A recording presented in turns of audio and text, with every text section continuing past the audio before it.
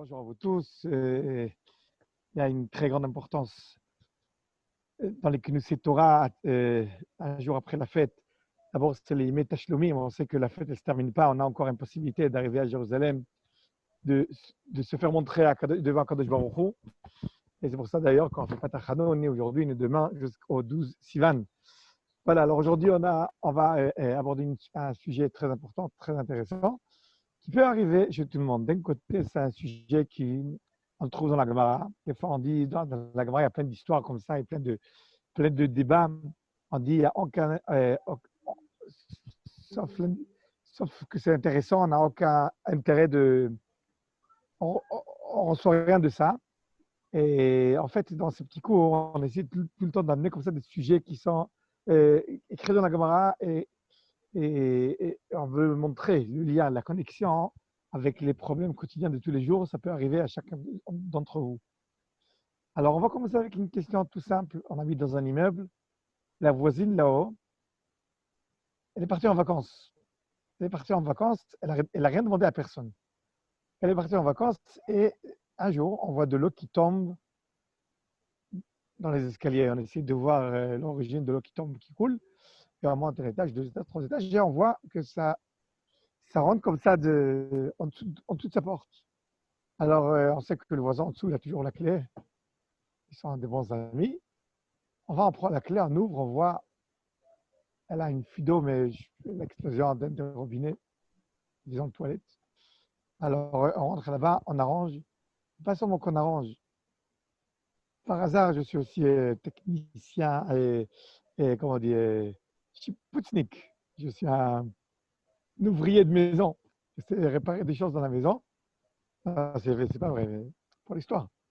Non, je sais préparer des choses dans la maison. Alors, je prends mes outils et je commence à réparer. Alors, je répare et je vois qu'un des tuyaux est vraiment abîmé. Alors, je décide de prendre le tuyau et de changer. Et pas seulement ça, aussi le bidet, il est vraiment cassé, il y a une grande fissure. Alors, je change. Et je dis, pourquoi un bidet comme ça, normal, c'est pas bien. Et si une dame qui habite seule, c'est dommage qu'elle investit dans un bidet qui va se casser dans un an. Alors, je mets 700 € dans le bidet, si on est avec des Israéliens. 1000 shekels. Voilà. 1000 shekels. Elle revient de ses vacances. On lui dit, oh, heureusement que tu es revenu. On avait un grand problème. C'est que tes toilettes ont été cassées, mais on est venu, on les a réparées. Ah, merci beaucoup. Oui, oui, merci beaucoup. Mais voilà la facture. Alors elle regarde la facture. Elle voit que dans la facture, pas seulement que je l'ai facturé, pas seulement que je l'ai facturé les prix de la tuyauterie, des toilettes, de tout ça. Mais en plus, j'ai facturé les heures de travail. Alors, elle m'a dit, attends, tu as fait, tu as fait un business sur mon compte. Déjà, tu es rentré dans ma maison, tu as réparé sans ma permission. Mais en plus, tu as changé tout et en plus, tu me demandes pas seulement l'argent que ça a coûté, tu me demandes en plus l'argent de, l'argent de ton travail. Moi, j'ai aucun intérêt de te payer l'argent de ton travail. C'est quoi cette histoire? Alors, ils arrivent au Bédine. Le Bédine doit trancher. Et une autre histoire. Moi, je viens dans la maison de un de vous. Vous avez un beau jardin. Et je viens, j'ai planté un arbre.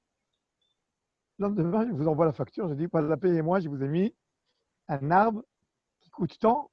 Et pas seulement que c'est un arbre qui coûte tant. En plus, grâce à cet arbre, maintenant, votre maison, à l'Argus, elle vaut beaucoup plus.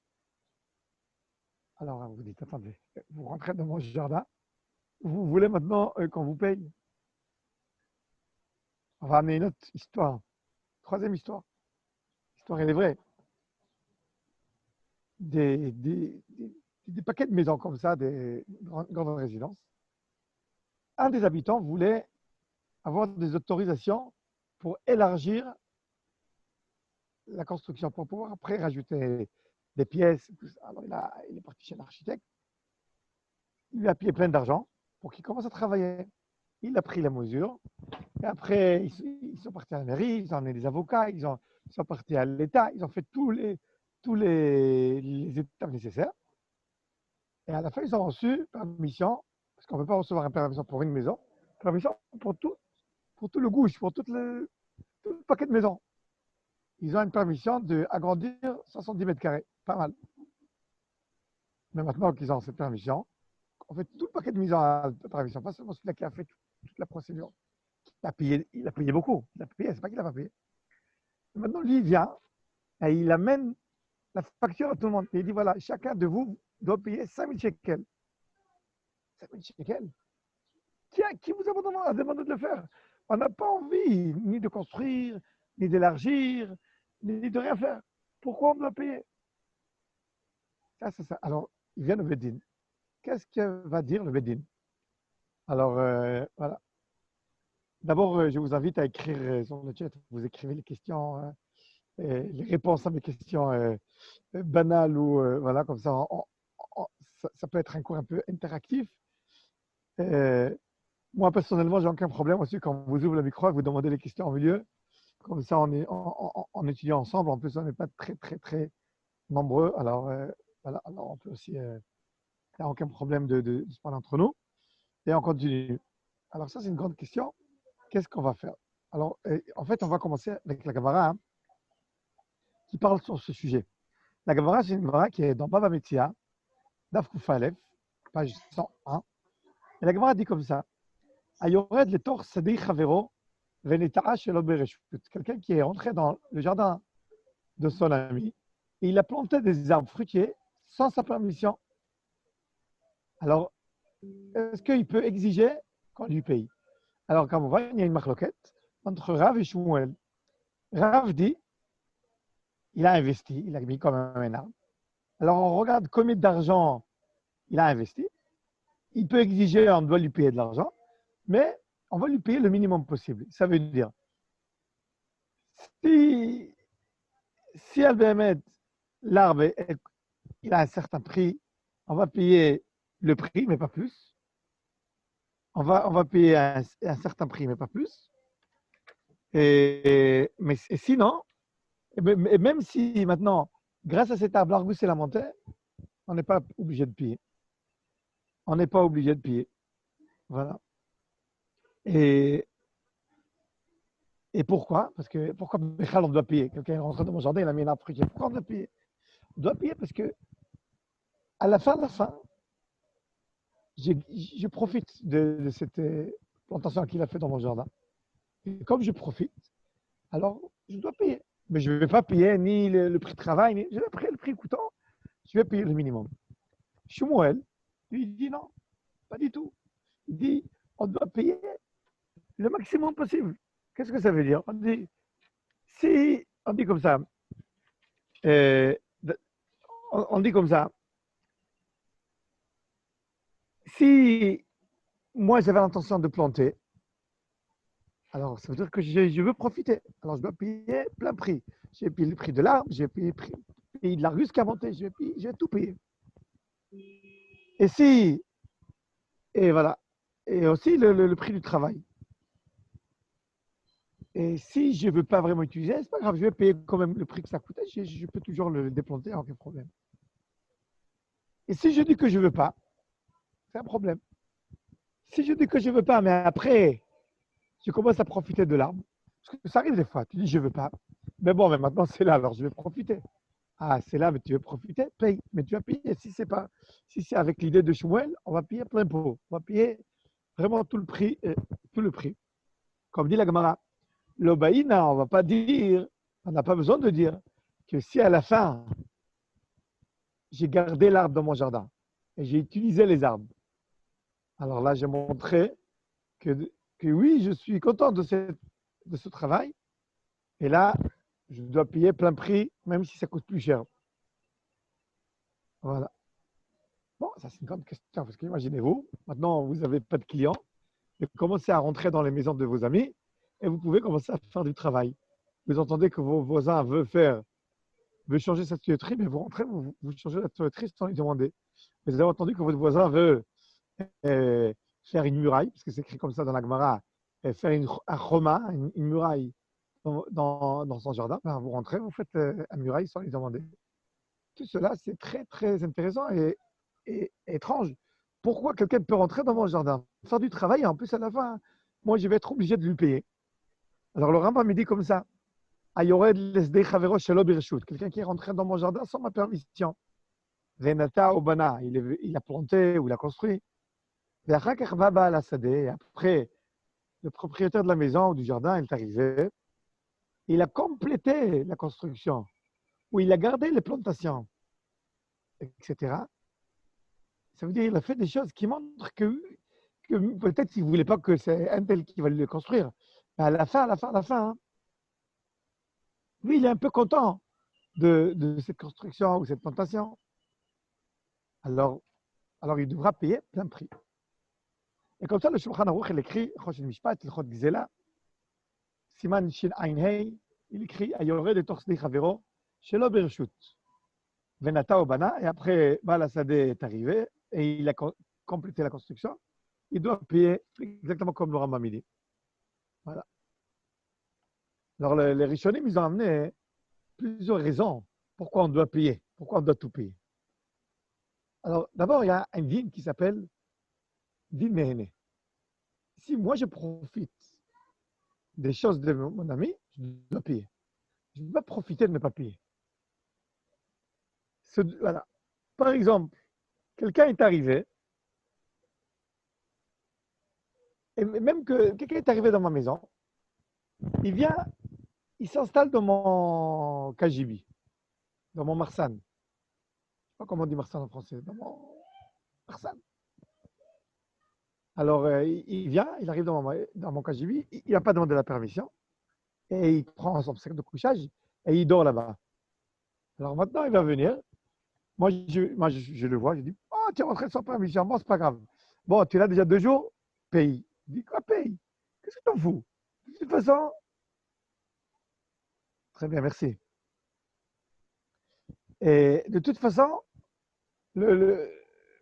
on dit, de toute façon, c'est vide. C'est vide, tu as du matériel, mais je t'ai rien abîmé, je dors là-bas, qu'est-ce que t'en fous? Moi, je profite, et toi, tu n'as rien raté, pourquoi je dois te payer? De toute façon, c'était pas, tu ne l'as pas mis en location, c'est pas qu'à cause de moi, les gens ne vont pas louer. C'est ton Marsan, je suis rentré, tout va bien.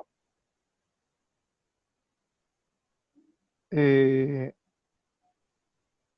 alors là, il y a une question de la Gemara, est-ce qu'on doit payer ou pas payer? Un des Amoraïm, qui s'appelle Rami Bar Chama, il a une marloquette, il se confronte avec Rabbi Abaou, au nom de Rabbi Yochanan. Et il dit que lui, celui-là qui dort, il est obligé de payer. Pourquoi? Qu'il a profité. Mais Ravami, il dit non, il ne doit pas profiter. Pourquoi? Parce que ni tu as perdu de l'argent, ni tu as rien raté, ni tu as raté quelque chose. Alors que tu vas maintenant. C'est un juif, c'est ton frère. Alors maintenant, tu vas commencer à le saouler pour qu'il te paye. C'est pas grave. Et c'est pour cela que la lacha a été tranchée exactement comme ça. Mais si grâce à ça, à cause de ça, le propriétaire il devait aussi payer un peu d'argent, par exemple l'électricité, alors il doit payer.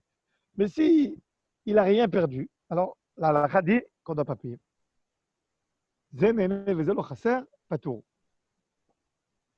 On ne dit pas que c'est bien de le faire. Mais si c'est arrivé, oui, je ne dois pas payer. Pourquoi? Il y en a qui disent, c'est parce que ça s'appelle Midat Sodom. Midat Sodom, à Sodome, on ne laissait pas les gens dormir, même que ça coûtait rien.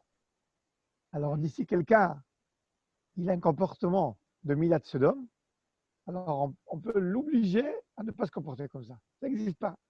Il est là, accueille-le. Qu'est-ce qu'il y a? C'est Midat Sodom de lui demander de l'argent. C'est pour ça que le Bedin peut exiger de ne pas se comporter comme ça. Et c'est pour cela qu'on dit ce din, quelqu'un maintenant voyage avec sa voiture Paris-Grenoble. Il dit, ah, tu veux venir avec moi? Allez, viens. Il arrive à Grenoble, il dit, ouais, bon, paye-moi. D'accord, on ne paye pas tout, on paye la moitié. Paye l'essence. Et pourquoi payer l'essence? Tu m'as invité. Tu m'as invité. De toute façon, tu devais aller à Grenoble. S'il n'y a pas de différence si je suis dans la voiture ou pas dans la voiture, alors pourquoi je dois te payer? Je ne suis pas obligé de payer. Voilà. Il y a une autre dîme. Pourquoi cette halakha a été tranchée comme ça? Ce dîme, ça s'appelle Mishtar Shele. C'est quoi Mishtar Shele? Ça vient du mot Yerusha. Ça veut dire, c'est comme si que j'étais, moi, le propriétaire de la maison, je t'ai hérité quelque chose et grâce à ça, tu as gagné. Ça veut dire, grâce à ça que tu dors chez moi, tu ne devais pas payer des nuits d'hôtel. Comme si que je t'ai hérité de l'argent. Je t'ai hérité de l'argent, tu dois payer un peu d'argent. Oui, c'est une halakha qui est un peu différente que le dit de Zen Enev et Zelo Chaser. Elle est un peu différente, elle est même contradictoire presque. Mais il y a une logique. Elle dit, attends, grâce à moi, tu as profité de l'argent. C'est pas que je m'en fous. Mais moi, ça m'a coûté. Moi, de Paris à Grenoble, moi, ça me coûte de l'argent. Moi, ça me coûte de l'argent de Paris à Grenoble. Alors maintenant, tu es avec moi. Alors, comme si tu as reçu un cadeau, je ne te demande pas un private Paris-Grenoble. Mais oui, je te demande de participer avec moi au prix coûtant. Au prix coûtant. Sinon, tu aurais dû prendre le TGV, un VIP en voiture. Profite. Alors, ça s'appelle Mishtal Chené. Ça veut dire, j'étais hérité une petite richesse sans que tu aies rien fait. Alors, paye avec moi ensemble le prix coûtant. Alors, une dougma que la Gemara dit, un homme qui devait payer des taxes au roi. Et les employés du roi, ils arrivent et ils prennent tout le goren, comment on dit, j'ai oublié comment on dit. Il prend toute la récolte qu'il avait, il prend tout. Même la récolte où il devait faire le maaser. Il prend tout. Maintenant, le Lévi, il arrive. Et il dit, attendez. Grâce à ça, tu as payé moins de taxes. Ou grâce à ça, tu n'as pas payé de taxes. Grâce à quoi? Grâce à ton argent, mais grâce à notre argent aussi. Il y a des dons de les Maasrot que tu devais donner au Lévim. Alors cet argent que tu as dû nous donner à nous, le roi, il l'a pris et il t'a enlevé du somme, tu t'as enlevé du somme que tu devais lui payer. Alors, tu as gagné de l'argent grâce à nous. Alors, tu dois nous payer. Ce n'est pas din zen et chaser. Oui, tu ne nous as pas donné le maaser. Le maaser, ça devait nous arriver chez nous. Alors, la Gemara, elle dit, oui, je dois payer maintenant aussi aux Lévim, aux Kohanim, tout ce qu'on leur a pris. Pourquoi? Parce que ça s'appelle Mishtar Shele. Voilà. J'ai gagné grâce à eux. Bon, il y en a qui disent que Mishtar Shele, le din de Mishtar Shele, ça doit être vraiment l'argent, c'est-à-dire qu'on gagne de façon claire. Par exemple, celui-là qui a dormi ou soit qui vient avec moi en taxi, qui profite et vient avec moi à Grenoble, c'est pas vraiment clair combien d'argent il a. Moi, combien d'argent il a gagné grâce à moi. Peut-être qu'il aurait pu prendre un autre store, peut-être. Alors ils disent, dans un cas comme ça, ne pas payer. Mais quand c'est l'argent clair, voilà, il devait prendre un taxi qui coûtait 400 euros. Finalement, moi, je l'ai pris, il a gagné 400 euros. Mais je t'ai enchaîné, il a gagné de l'argent. Combien d'argent maintenant il doit me payer? Voilà. Et bon, la Gemara elle continue, elle parle sur plusieurs comme ça. Il y a encore une autre idée, qui s'appelle Mamoni et Tzlecha. Ton argent, il est chez moi. Alors, cette idée de Mamoni et Tzlecha, il dit, et ça, en fait, on parle sur celui-là qui a construit dans mon jardin sans permission. Il dit, regarde, moi, j'ai mis un arbre. Cet arbre, c'est un investissement. Moi, j'ai investi dans ton jardin. Mon argent, il est chez toi. Alors, tu dois payer. Tu dois payer avec moi l'argent que j'ai investi dans ton jardin. Parce que maintenant, le prix de ta maison a augmenté. Ah, mais je t'ai rien demandé. Oui, mais grâce à moi, tu as gagné de l'argent. Et alors, qui t'a dit que je veux des bonnes choses? c'est une bonne chose. Quelqu'un qui a construit dans mon jardin, grâce à ça, mon jardin vaut beaucoup plus. Oui, mais il ne m'a pas demandé est-ce que je veux gagner un cadeau. D'accord, tu me donnes un cadeau. Mais moi, je ne veux pas tes cadeaux. Ah, alors, sachez-le, qu'il y a une halakha très connue dans la Gemara qui dit Zakin lo la adam shelo befanav. C'est quoi Zakin lo? On donne un cadeau à quelqu'un, même s'il n'est pas là. Cette halakha, elle est très importante.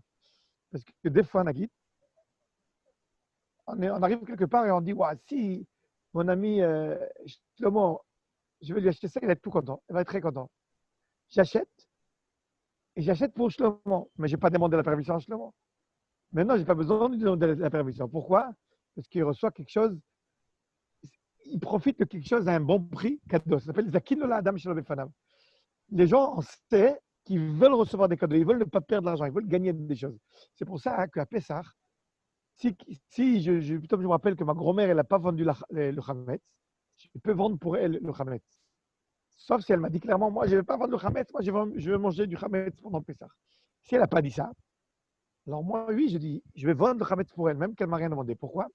Parce que je suppose qu'elle ne veut pas perdre tout son Hametz dans la maison. Celui-là qui n'a pas vendu son Hametz et qui a du Hametz dans sa maison, il va tout perdre. Alors moi, je sais qu'elle ne veut pas perdre. Alors je l'offre un cadeau, l'argent que le goy va donner pour tout son Hametz. Ça s'appelle Zakin lo la adam shelo befanav. Alors, et surtout, je veux parler des notions. Parce que c'est des notions qu'on utilise tous les jours. Bon, très bien. Mais maintenant, quelqu'un qui a mis un arbre fruitier chez moi, comment je peux évaluer la valeur de quelque chose qui n'est pas... Bon, d'accord, l'arbre coûte 3 shekels. Mais lui, il ne veut pas l'argent de l'arbre. Il veut l'argent que j'ai gagné grâce à cet arbre. Ça me fait de l'ombre. Grâce à ça, ça me... La halakha, elle dit que des choses qui ne sont pas directes, on ne demande pas de l'argent là-dessus.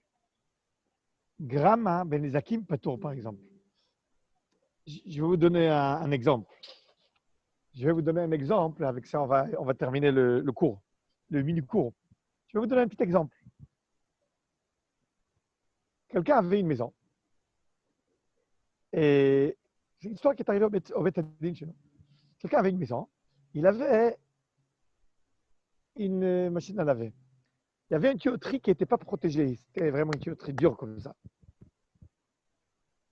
Et celui qui habite dans la maison, il a demandé de réparer la tuyauterie.